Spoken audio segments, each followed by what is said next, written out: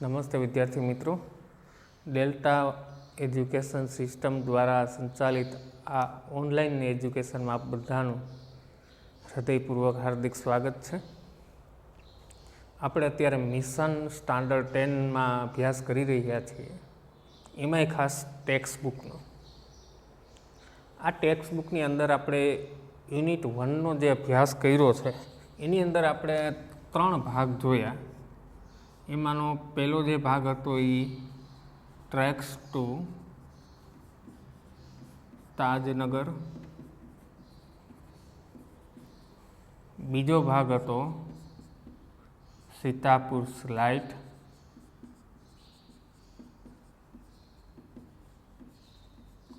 અને ત્રીજો જે ભાગ હતો એ હતો પલ્લક્કડ્સ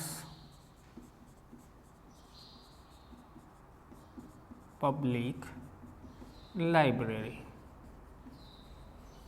આ ત્રણેય ભાગને આપણે ટુકડાની રીડ 1, રીડ 2 અને રીડ 3ની સિસ્ટમથી આપણે સમજ્યા છીએ દોસ્તો. એક ત્રણેય ભાગની અંદર આપણે એની ખાસ ગ્લોસરીનો અભ્યાસ કર્યો છે. ગ્લોસરીનો અભ્યાસ કર્યા પછી એના પ્રશ્ન જવાબ, એના જે કમ્પ્રિહેન્શન આવે છે એનો અભ્યાસ કર્યો. ત્રણેય ભાગની અંદર એક એક પ્રશ્નનું પોઈન્ટ વાઇઝ આપણે સોલ્યુશન કર્યું છે દોસ્તો. આ સોલ્યુશન કર્યા પછી આપણે જે અગત્યનો જે 3 માર્ક્સનો એક્ઝામની અંદર આપણે ટોપિક આવે છે દોસ્તો, એનું નામ છે શોર્ટ નોટ્સ. આપણી પાસે જે યુનિટનું જે સિલેબસનો ક્રમ આવે છે એ 1 to 6 છે દોસ્તો. અત્યારે આપણે જે અભ્યાસ કરવાનો છે 1 થી 6 જ પાઠનો. આ 1 થી 6 પાઠમાંથી હવે એક્ઝામની અંદર દોસ્તો એક વસ્તુ યાદ રાખજો, આ શોર્ટ નોટ નામના ટોપિકની અંદર ક્યાંય તમારે ઓપ્શન છે નહીં. એમની અંદર ઓપ્શન નહીં આવે. અમારે 12માની અંદર એવું છે કે 3માંથી 2 શોર્ટ નોટ લખવાની, આપણે એક જ છે, કમ્પલસરી છે દોસ્તો, આમાં ઓપ્શન નથી. એટલે શોર્ટ નોટમાં શું હોય, કેવી રીતે લખવાની હોય, એની આ વિડીયોની અંદર મારે તમને સમજૂતી આપવી છે દોસ્તો. શોર્ટ નોટ યાદ તો તમારે જ રાખવાની થશે, પણ કેવી રીતે યાદ રાખવી, કેવી રીતે આ શોર્ટ નોટને લખવી, એના માટેનો આ નાનકડો એક ટુકડો આપણે વિડીયો બનાવવો છે, જે આ જ વિડીયોની અંદર મારે તમને સમજાવવું છે. તો એક શોર્ટ નોટની વાત કરીએ આપણે, શું હોય શોર્ટ નોટ, કેવી રીતે એક્ઝામની અંદર આવે છે જોઈએ, એની આપણે ચર્ચા કરીએ. આવી તમારે સૂચના હશે દોસ્તો, write short notes.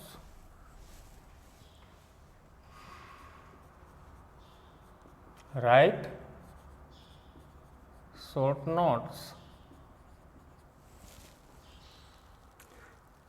using the given question points. Using the given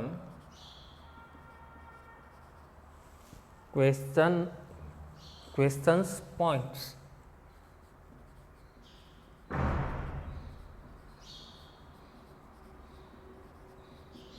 આવી રીતે સૂચના હશે અને એના 3 માર્ક છે.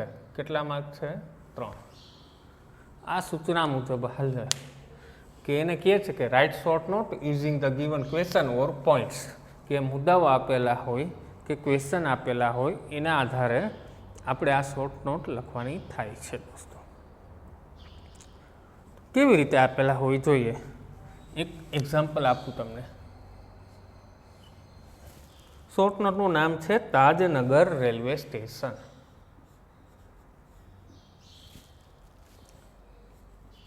Tajnagar railway station.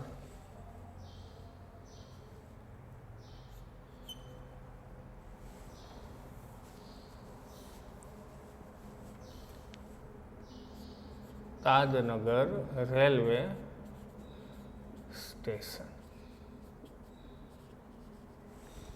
હવે એના જે પોઈન્ટ્સ આપેલા છે એ આ રીતે છે.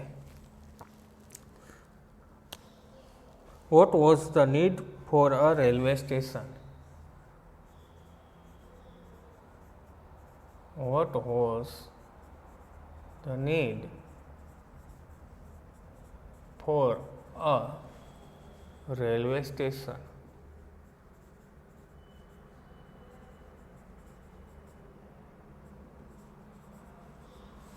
એક મુદ્દો આ છે.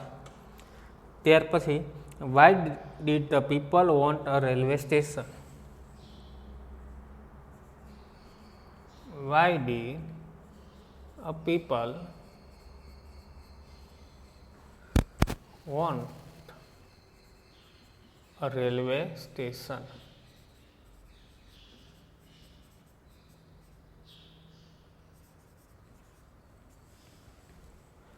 ત્યાર પછીનો જે ત્રીજો મુદ્દો આવે છે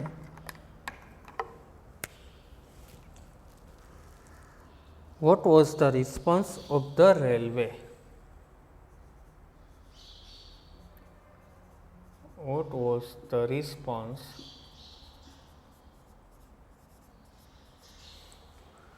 of the railway?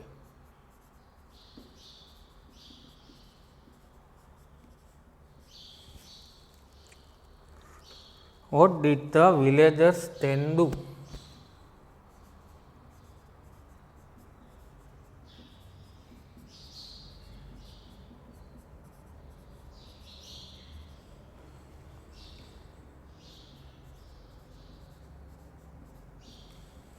What was the villagers then do? How much money did they pull in? How much money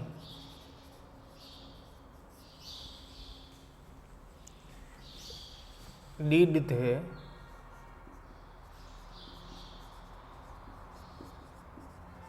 pull in?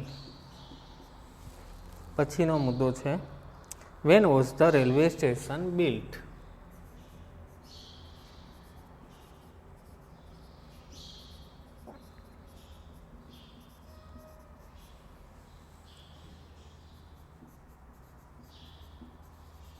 When was the railway station built?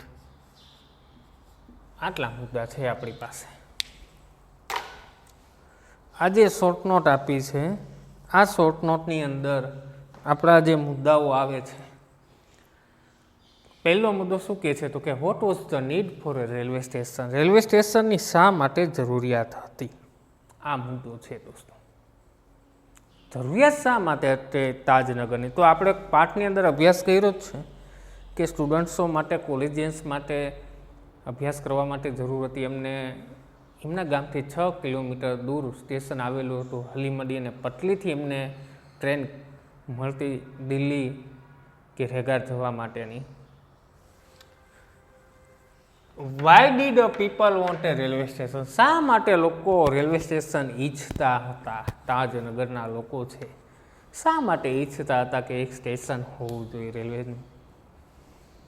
પછીનો મુદ્દો શું કહે છે what was the response of રેલવેની પ્રત્યે શું response આપ્યો? પાઠની અંદર આપણે અભ્યાસ કર્યો હતો કે તાજનગરના લોકોએ 1982માંથી એમની ડિમાન્ડ હતી 1982થી એમની ડિમાન્ડ હતી કે ગામની અંદર એક રેલવે સ્ટેશન હોવું જોઈએ. રેલવે સમક્ષ એમને માગણી કરી હતી. તો આ રેલવેએ શું રિસ્પોન્સ આપ્યો એમને ગામના લોકોને? What did the villagers then do? રેલવેએ તો ના જ પાડી દીધી, રિફ્યુઝ કરી દીધું કે અમારી જોડે એક પણ રૂપિયો નથી, અમે કંઈ આપવાના નથી, એક પણ રૂપિયાનું ફંડ આપવાના નથી. Then what did the villagers do? પછી વિલેજર્સ એની ગામ લોકોએ શું કર્યું? How much money did they pull in? આ ગામ લોકોએ કેટલા રૂપિયા એકઠા કર્યા? આપણે પાઠની અંદર અભ્યાસ કર્યો હતો કે આ ગામ લોકોએ ટોટલ 3,000 to 75,000ની વચ્ચે એકઠા કર્યા અને ટોટલ 25 લાખ રૂપીસ 25 લાખ રૂપિયા ભેગા કર્યા. એમાં જેવી જેની કેપેસિટી એ પ્રમાણે એમને એમાં યોગદાન આપ્યું. 3,000થી લઈ અને 25 લાખ રૂપિયા સુધીનું યોગદાન આપ્યું હતું ગામ લોકોએ. When was the railway station built, અને રેલવે સ્ટેશન ક્યારે બાંધવામાં આવ્યું. આવા મુદ્દા છે. આ મુદ્દા ઉપરથી ને તમારે શોર્ટ નોટ લખવાની છે દોસ્તો. જો કઈ રીતે લખાવી જોઈએ શોર્ટ નોટ. સૌથી પહેલાં ક્યાંથી આપણે સ્ટાર્ટ કરશું, તો આપણને ખબર છે કે ઘણા બધા ગામની અંદર લોકો કે સ્ટુડન્ટ્સ હતા કે જેમને ગુરુગ્રામ, દિલ્હી અને રેવાડ જવાનું હતું. તો કઈ રીતે લખશું? There were A large number of people and students.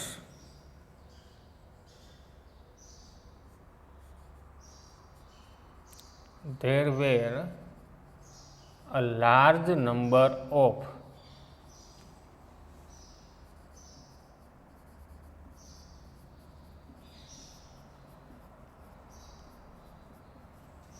people and students.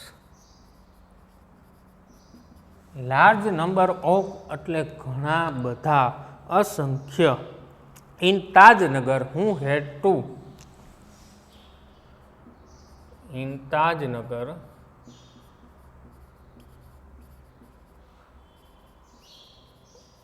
હું had to go to Gurugram, go two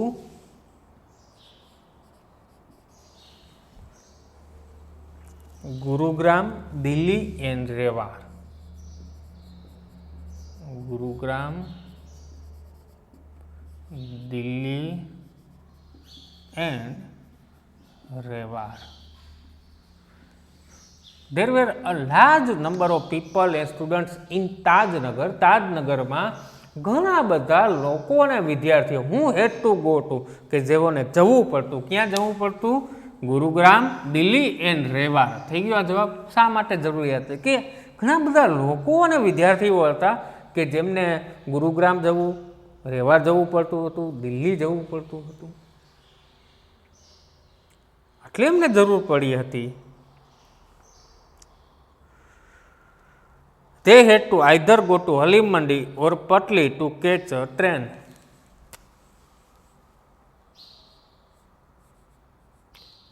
They had to go either Halim Mandi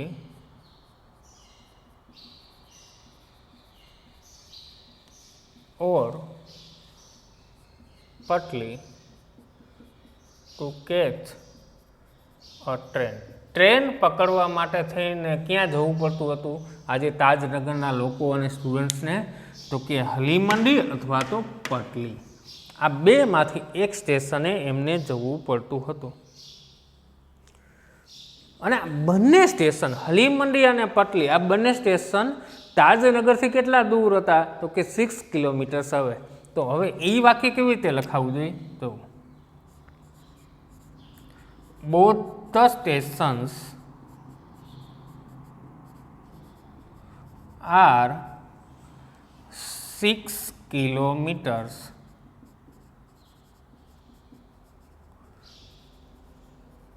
away from the Tajnagar. તાજનગરથી બંને સ્ટેશન કેટલા દૂર હતા? તો કે 6 કિલોમીટર જેટલા દૂર હતા. હવે શું બને છે? તો કે ગામમાંથી રેલવે લાઇન તો પસાર થતી જ હતી. The railway lines passed through the village.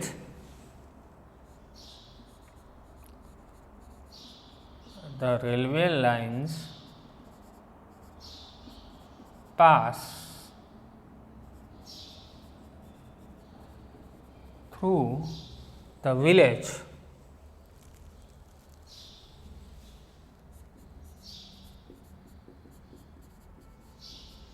And railway line તો પસાર થતી જ હતી ગામમાંથી. સો ધ પીપલ, તેથી જ આ જે તાજનગરના લોકો છે એમની શું ડિમાન્ડ હતી? તો કે railway station in. So the people demanded a railway station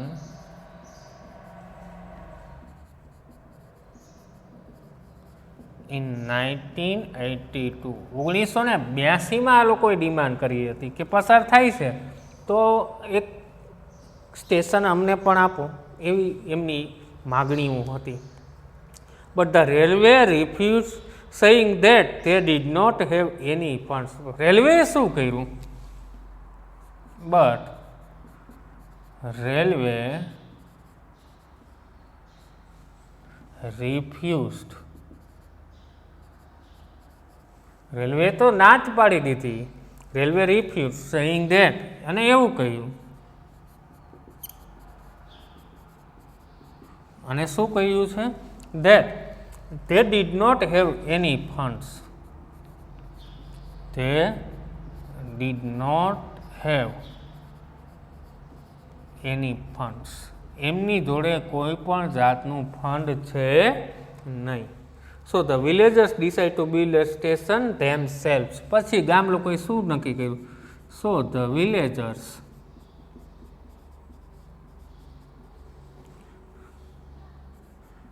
decided to build a railway station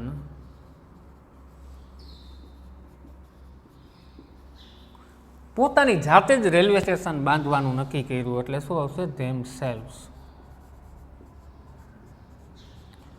ગામ લોકોએ જાતે જ નક્કી કર્યું કે હવે આપણે પોતાની રીતે જ રેલવે સ્ટેશન બંધાવવું છે.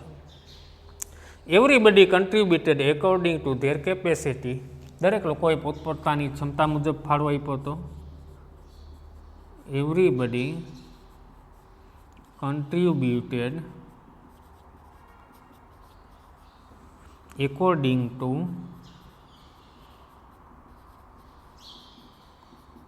There capacity. દરેક લોકોએ પોતપોતાની કેપેસિટી પ્રમાણે ફાળો આપ્યો તો કેટલો? તો કે ranging from 3000 rupees to 75,000 rupees. Ranging from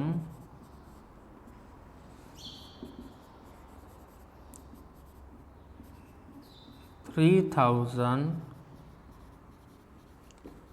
rupees to 75,000 rupees.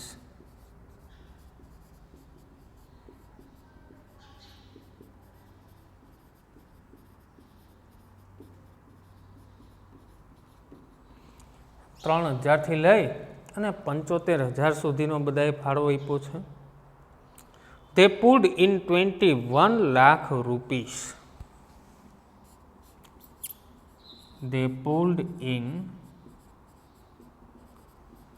21 lakh rupees. અગાઉની એક કરેક્શન કરજો. અગાઉ 25 મેં કીધું છે, 21 રાખવાનું છે આપણે. કેટલું? 21 lakh rupees. And built a railway station on their own. And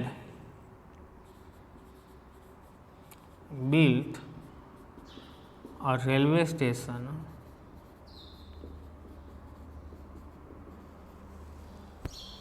on their own.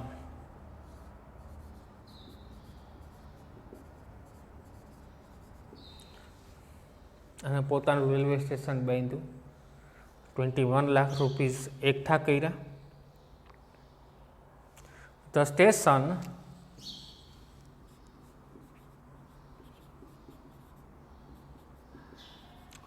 started, આ છેલ્લી લાઈન વાળું. When was the station built? Started operation. The station started operation on 7 January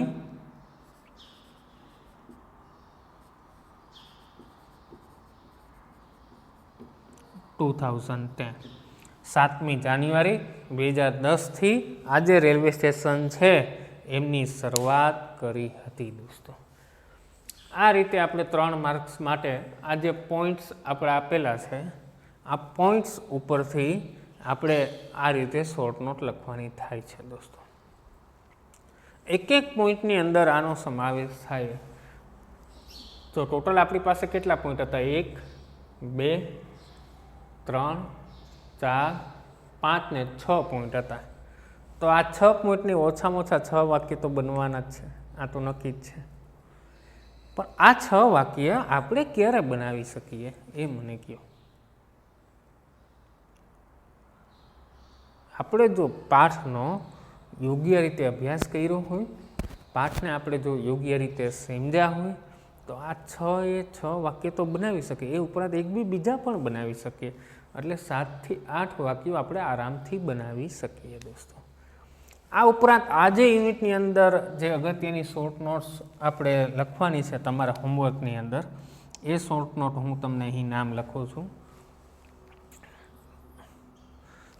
બીજી એક યુનિટ 1માં છે benefits of solar power. Benefits of, આપણે જે second unit જોયો હતો, કયો હતો તો કે સીતાપુર લાઇટ. સીતાપુરના ગ્રામ્ય વિસ્તારમાં ઓર 60% વિસ્તારોની અંદર જે વીજળી નહોતી અને પછી જે સોલાર પાવર ગ્રીડ સિસ્ટમ ઊભી કરી, એના જે ફાયદાઓ છે એ લખવાના છે. ઘણા બધા ફાયદાઓ છે.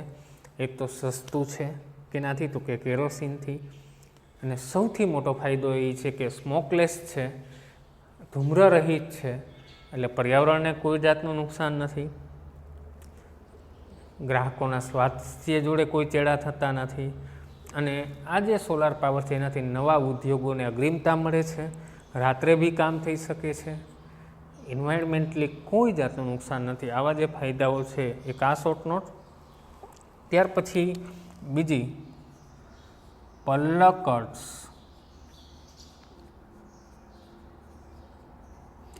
Public library.